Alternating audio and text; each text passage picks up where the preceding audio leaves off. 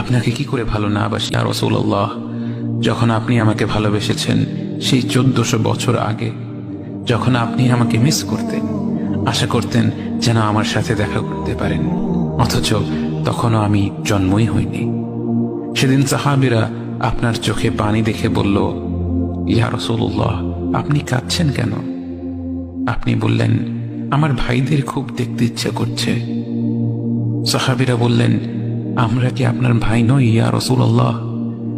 আপনি বললেন, না, তোমরা আমার সাহাবী।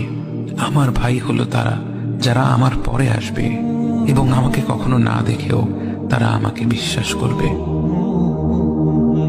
মৃত্যু শয্যায় শুয়ে আপনার অন্তরে এই চিন্তা ছিল যে আমাদের পরিণতি কি হবে।